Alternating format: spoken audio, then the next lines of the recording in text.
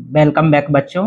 आज हम लोग सीखे गणित कक्षा 6 की इकाई 2 में हम लोग 2C के बारे में पढ़ेंगे। प्रश्नावली 2C को पढ़ेंगे। तो 2C में कुछ प्रगुण दिए गए हैं। प्रगुण, इन प्रगुणों को पहले हम पढ़ लेंगे, उसके बाद जब सवाल लगाएंगे तो सवाल लगाना आसान हो जाएगा। तो चलिए वीडियो को शुरू करते हैं। इसमें है पूर्ण संख्याओं में गुणा के प्रगुण। ये पूर्ण संख्याएं पढ़ रहे हैं तो इसमें हम प्रगुण पढ़ेंगे गुणा के। पहला है गुणन का संवरक प्रगुण। पूर्ण संख्याओं का गुणन सदैव पूर्ण संख्या होता है। जैसे समझते हैं, अगर 2 का गुणा, जैसे 2 का गुणा अगर 3 में करेंगे तो 6 आ जाएगा। 2 भी पूर्ण संख्या है, 3 भी पूर्ण संख्या है और ये भी 6 भी पूर्ण संख्या है। कोई और ले लेते हैं, 4 का गुणा अगर 5 में करेंगे तो 5 चौको 20 हो जाएगा। तो ये पूर्ण संख्या है, ये भी पूर्ण संख्या, ये भी पूर्ण संख्या। तो कहने का मतलब है कि जो संवरक प्रगुण लागू होता है, गुणनफल में प्रगुण लागू होता है। दूसरा है पॉइंट, गुणा का क्रम विनिमय प्रगुण। क्रम विनिमय देख लेते हैं। 2 का गुणा अगर 3 में करेंगे तो 6 आ जाएगा। इसी तरह 3 का गुणा अगर 2 में करेंगे तब वो 6 आ जाएगा। तो इसको अगर हम क्रम बदल देते हैं तो मान वही आ रहा है, और यहाँ भी क्रम अगर बदल देते हैं तो मान वही आ रहा है। इसमें तीसरा पॉइंट है शून्य का गुणन प्रगुण। किसी पूर्ण संख्या और शून्य का गुणन सदैव शून्य आता है। कोई भी संख्या 2 गुणे अगर 0 करेंगे तो 0 आएगा। 4 का गुणा अगर 0 में कर देंगे तब वो 0 आएगा। तो यही कह रहा है कि कोई किसी भी पूर्ण संख्या से अगर हम गुणा करते हैं तो सदैव शून्य आएगा। चौथा है इसका नियम, गुणन का तत्समक अवयव। एक को गुणन का तत्समक अवयव कहते हैं। कहने का मतलब किसी भी संख्या में अगर 1 से गुणा कर दें तो वही संख्या प्राप्त हो जाएगी। ठीक है। अगला पॉइंट है गुणन का साहचर्य प्रगुण। साहचर्य ले लेते हैं, 2 गुणे 3 गुणे 4, इसी तरह 2 गुणे 3 गुणे 4।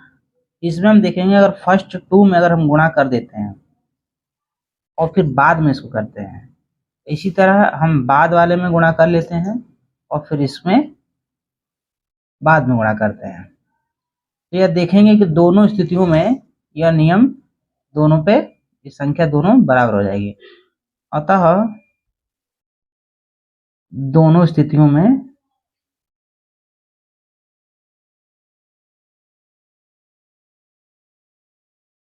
मान समान रहता है।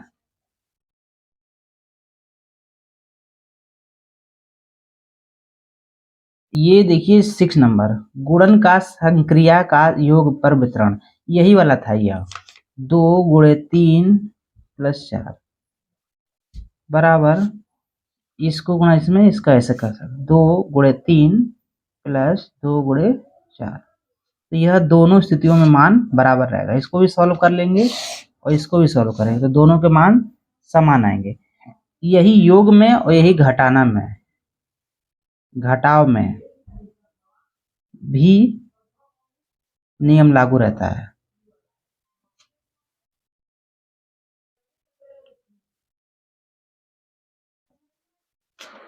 ठीक है, तो समझ में आया होगा। अब इसके क्वेश्चन करते हैं। 2C, प्रश्नावली 2C को करते हैं। प्रश्नावली 2C को शुरू करते हैं। सवाल नंबर पहला, गुणन संक्रिया के प्रगुणों के आधार पर रिक्त स्थान की पूर्ति करिए। अब ये देखिए 0, अगर किसी भी संख्या में 0 गुणा करेंगे तो 0 आ जाएगा।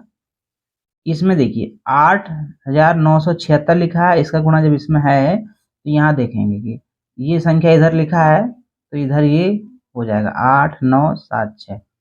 क्रम विनिमय लागू हो रहा है। क्रम विनिमय, इसका एक गुणा कर देंगे तो ये सेम टू सेम यही आ जाएगा 8973। ठीक है। क्वेश्चन नंबर दूसरा देखेंगे। लिखा है निम्नलिखित का गुणनफल उचित प्रगुण का प्रयोग करके ज्ञात कीजिए। 4 गुणे 2834 गुणे 25। अब इसको सॉल्व करना है प्रगुण की सहायता से, क्योंकि वैसे गुणा करेंगे तो बहुत समय लग जाएगा और प्रगुण की सहायता से करेंगे तो बहुत जल्दी हो जाएगा।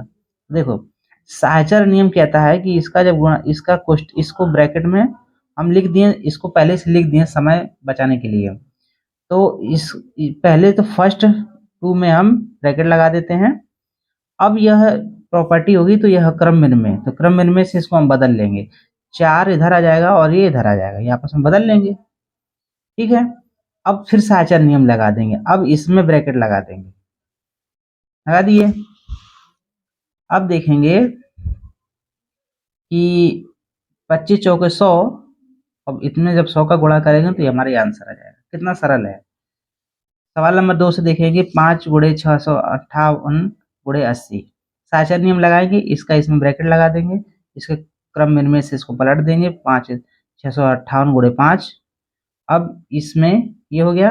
अब फिर ये साहचर्य नियम लगा देंगे, तो अब इस ब्रैकेट में इधर आ जाएगा, तो 8 5 40 400 और 658 में 400 गुणा कर देंगे तो ये हमारे आंसर आ जाएगा। क्वेश्चन नंबर 3 देखेंगे 25 गुणे 4837 गुणे 40। इसमें लगा देंगे हम साहचर्य नियम, तो इसको गुणा, इसको ब्रैकेट में हो गया ये। अब इसी में हम क्रम विनिमय का पाल लगा देंगे, क्रम विनिमय नियम, तो इसको पलट देंगे, इधर चला जाएगा, इधर आ जाएगा ये। अब फिर साहचर्य नियम लगा देंगे, इसका इसमें ब्रैकेट में कर लेंगे और 25 का गुणा 4 में करेंगे तो 1000, 25 चौके 100, 1000। तो अब सीधा सीधा 1000 का गुणा इसमें करेंगे तो सीधा आंसर आ जाएगा। सवाल नंबर 3, वितरण प्रगुण का प्रयोग करके इसको सॉल्व करना है। पहला क्वेश्चन 487 गुणे 1008। 1008 को हम लिख सकते हैं 1000 प्लस 8। अब वितरण नियम लगा देंगे, इसका गुणा इसमें और इसका इसमें। 487 गुणे 1000 प्लस 487 गुणे 8। अब इसका जब गुणा करेंगे तो ये संख्या आ जाएगी। 487 गुणे 8 का करेंगे 3896। अब इसको जोड़ लेंगे, आंसर आ जाएगा। क्वेश्चन दूसरा है 998 प्लस 436। अब हम क्या करेंगे कि इसको पलट देंगे, पहले से इस इधर आ जाएगा, ये इधर आएगा, क्रम विनिमय। अब यहाँ 998 को हम 1000 माइनस 2 लिख सकते हैं। 998 को 1000 माइनस 2। अब गुणा फिर इसमें इसमें, अब इसका इसमें, वितरण नियम। 436 गुणे 1000 माइनस 436 गुणे 2, ये इधर हो जाएगा गुणा, और 436 गुणे 2 जब करेंगे तो ये संख्या आ जाएगी। इसमें इसको घटाएंगे तो हमारा ये मान आ जाएगा। क्वेश्चन नंबर हम तीसरा देखेंगे, इसी का तीसरा देखेंगे 6754 गुणे 94। तो 94 को 1000 माइनस 6 लिख सकते हैं। अब फिर इसका इसमें और इसका इसमें, तो इस तरह से हम कर लेंगे इसको। ये क्वेश्चन देखिए चौथा 2000, चौथा क्वेश्चन देखिए 26,478 गुणे 106 लिखा है, तो 100 प्लस 6 कर दिए। अब फिर वितरण नियम, इसका गुणा इसमें और इसका इसमें, तो ये हो जाएगा। अब इतने का गुणा जब 6 में करेंगे तो ये, और प्लस को इसको जोड़ देंगे तो हमारे आंसर आ जाएगा। तो हमारा ये कंप्लीट हो गया, 2C हमारा कंप्लीट हो गया। अब नेक्स्ट क्लास में 2D बताएंगे। धन्यवाद।